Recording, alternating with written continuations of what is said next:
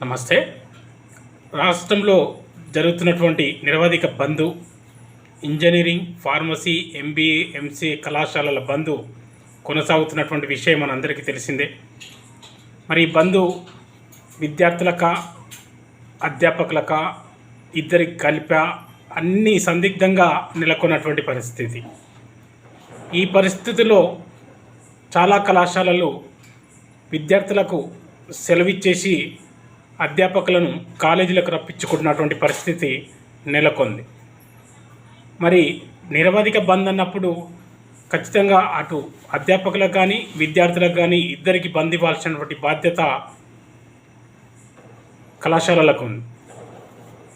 ఇలా బంద్లో ఉన్నామని చెప్తూనే ఖచ్చితంగా కాలేజీలకు రావాలని చెప్పేసి అధ్యాపకులకు హుకుం జారీ చేస్తున్నటువంటి కళాశాలలు.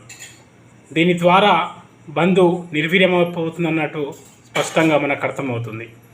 ఈ విషయంలో కళాశాలల యాజమాన్యాలు ఆలోచించి, ప్రత్యేకంగా ఆలోచించి బంద్ను నిరవధిక బంద్గా అటు విద్యార్థులకు అటు అధ్యాపకులకు ఇద్దరికి కొనసాగే విధంగా చర్యలు తీసుకోవాలని చెప్పేసి మేము తెలియజేస్తున్నాం.